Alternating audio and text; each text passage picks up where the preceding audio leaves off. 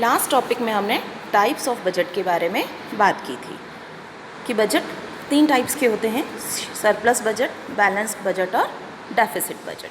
अब हम बात करेंगे डेफिसिट बजट के बारे में कि डेफिसिट बजट को मेज़र करने के कितने तरीके हैं या गवर्नमेंट की जो डेफिसिट बजट है उसे हम किस तरह से मेज़र कर सकते हैं। तो बजटरी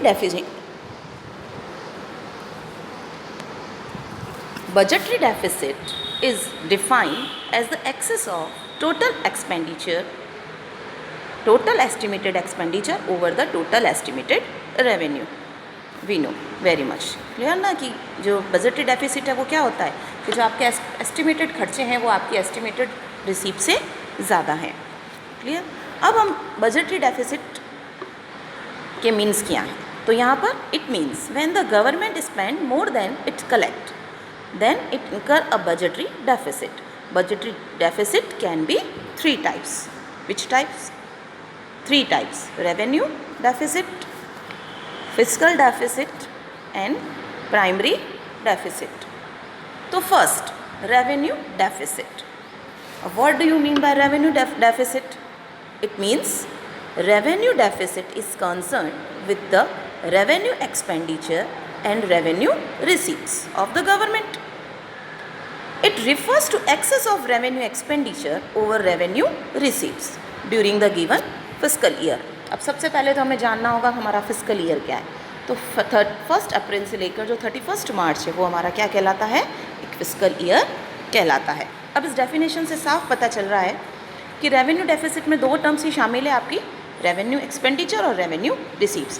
पहले के लेसन में हमने अच्छे से पढ़ लिया कि कितने तरह की रिसीप्स होती हैं, एक तो कैपिटल रिसीप्स होती हैं और एक रेवेन्यू रिसीप्स होती हैं। कितने तरह के एक्सपेंडिचर होते हैं, बजटरी एक्सपेंडिचर और बजटरी रिसीप्स की थी ना, उसके अंदर टाइप्स देख लिए थे हमने। तो 2 तरह की होती है। एक रेवेन्यू डेफिसिट में केवल हम रेवेन्यू के पार्ट को ही शामिल करेंगे, वो है रेवेन्यू एक्सपेंडिचर और revenue receipts. And all are know very much कि which terms is include in revenue receipts and which term is include in revenue expenditure। हम बहुत अच्छी तरह से फैमिलाइज हैं, इससे फैमिलियर हैं और हमने उसके लिए एक्सरसाइज भी करी थी। तो अब जो ये चीज़ है डेफिसिट निकालने का, रेवेन्यू डेफिसिट निकालने का तरीका क्या है आपका, एक्सपेंडिचर, रेवेन्यू एक्सपेंडिचर में से आप रेवेन्यू रिसीप्स को लेस कर दीजिए, तो आपका क्या आ जाएगा, रेवेन्यू डेफिसिट का पता लग जाएगा। अब इम्प्लीकेशंस ऑफ रेवेन्यू डेफिसिट, तो सबसे पहली इम्प्लीकेशन है इसकी, it indicates the inability to the government to meet its regular and recurring expenditure in the proposed budget. जो बजट बनाया है उससे गवर्नमेंट अपने रूटीन के खर्चे भी चलाने में क्या है, सक्षम नहीं है, उस एबल नहीं है। दूसरा है आपका, it implies that government is dissaving, that is government is using up saving for the sector of the economy to finance its consumption expenditure। obviously खर्चे ज़्यादा हैं तो बचा तो कुछ पा ही नहीं रही होगी और जो लगाया हुआ है उसी में से उसको कम कर रही होगी।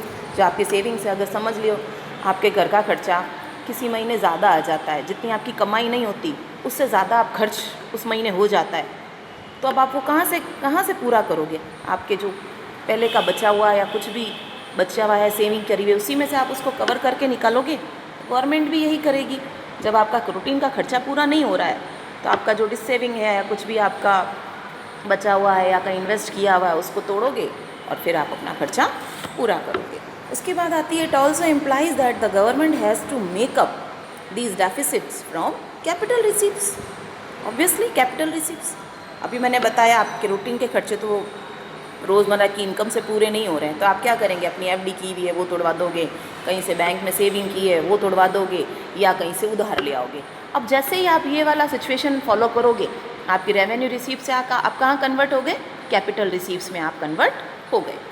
क्लियर। तो आप कैपिटल रिसीप्ट्स को काम करोगे किसके थ्रू, बोरोइंग्स और डिसइन्वेस्टमेंट। इस means revenue receipts either leads to and increase the liability, और वैसे जैसे ही आप बोरोइंग्स करेंगे आपकी क्या हो जाएगी, लाइबिलिटी बढ़ जाएगी in the form of borrowings and reduce the assets through disinvestment. और जो इसकी खासियत थी रेवेन्यू रिसीप्ट्स की और रेवेन्यू एक्सपेंडिचर्स की, याद हो हमने आपको क्वांटेशन लिखवाई थी, उसके लिए एक डायग्राम लिखवाया था। कि neither creates liability not reduce assets लिखवाया था। लेकिन जैसे ही हम ये कंडीशन रेवेन्यू डेफिसिट की बात आती है तो हम अपनी इसको भी बढ़ा रहे हैं, एक्सपेंडिचर को भी बढ़ा रहे हैं और एसेट्स भी हमारी कम हो रही है, तो हमारी लाइबिलिटी भी बढ़ जाएगी और हमारे एसेट्स भी कम होना शुरू हो जाएगी। अब ये कंडीशन क्यों आई? क्योंकि हमने इस खर्चे को कम करने के लिए क्या किया? बोरोइंग्स का सहारा लिया। तो ये कारण बन जाता है हमारी लाइबिलिटी को बढ़ाने का। जो हमारा अब सीधा सा कनेक्शन क्या हुआ? कैपिटल एक्सपेंडिचर में और रेवेन्यू डेफिसिट में क्या कनेक्शन हुआ? तो ये कनेक्शन हुआ ना कि जैसे ही हमने जैसे डेफिसिट हुआ उसको हमने कम करने के लिए या तो बोरोइंग किया, बोरोइंग करते ही मेरी लाइबिलिटी इंक्रीज हो गई, तो मेरा बोरोइंग करते ही क्या हुआ है ना, तो या तो मेरी लाइबिलिटी इंक्रीज होगी या मेरी एसेट रिड्यूस हो जाएगी। क्योंकि डिस सेविंग करूँगा, डिस सेविंग करते ही मैं अपने शेयर्स वगैरह या जो भी एफडीज वगैरह उसको बेच दूंगा, तो मेरी एसेट्स कम हो जाएगी, और बोरोइंग करूँगा तो मेरी लाइबिलिटी बढ़ जाएगी, है ना। तो ये एक कारण बनता है लाइबिलिटीज़ को इंक्रीज करने का या एसेट्स को रिड्यूस करने का। अब next, the use of capital receipts for meeting the extra consumption expenditure leads to an inflationary situation in the economy. Higher borrowings increase the future burden in term of loan amount and future in payments. Obviously हमने अभी बात कर रहे हैं कि भाई हम उधार ले लेंगे, अभी बात की ना भाई इस खर्चे को पूरा करने के लिए क्या करेंगे? उधार ले लेंगे। और तो भाई साहब अगर आप उधार लोगे तो आप अपनी फ्यूचर इकोनॉमी के लिए क्या ला रहे हो? एक बर्डन ही तो ला रहे हो, एक और टेंशन ला रहे हो। पहले तो अभी के खर्चे पूरे नहीं हो रहे तो उसके लिए बोरोइंग कर लिया आपने, अब फ्यूचर को और आपने क्या किया? डार्क सर्कल में डाल दिया। अरे भाई अभी बिका नहीं और अगले टाइम में भी आप क्या करोगे? अब या तो लोन का अमाउंट चुकाते रहो, फिर लोन के अमाउंट के साथ साथ आप इंटरेस्ट भी चुकाते रहो, मतलब फ्यूचर के लिए आप क्या ले आए? बर्डन ले आए। तो टोटली इस कैपिटल इस तरह के लिए इसको रिड्यूस करने के लिए जो कैपिटल रिसीट्स आपने की वो हमारे लिए क्या हो गई? एक तरह की बर्डन हो गई, इकोनॉमी पे एक बर्डन हो गई। फिर a higher revenue deficit gives a warning signal to government to either curtail its expenditure और इंक्रीज इट रेवेन्यू। क्या मतलब रहा इसका? अगर रेवेन्यू रिसीप्ट्स आपकी हद से ज़्यादा हो जाती है, रेवेन्यू रिसीप्ट्स आपकी हद से ज़्यादा हो जाती है तो गवर्नमेंट के पास एक सिग्नल है अब कि आप इसको कम करो।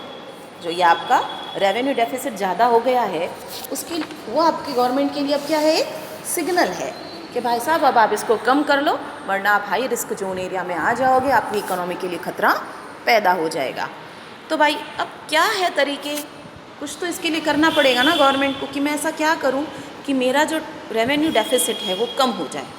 तो इसके दो तरीके हैं, या तो आप अपने एक्सपेंडिचर्स को कम कर लीजिए, या तो आप अपने एक्सपेंडिचर को कम कर लीजिए या अपनी रेवेन्यूज़ को बढ़ा लीजिए। एक्सपेंडिचर को कम कर कर भी आप अपने रेवेन्यू डेफिसिट को कंट्रोल कर सकते हैं और अपनी इनकम के सोर्सेज को बढ़ाकर भी आप अपनी रेवेन्यू डेफिसिट को कम कर सकते हैं।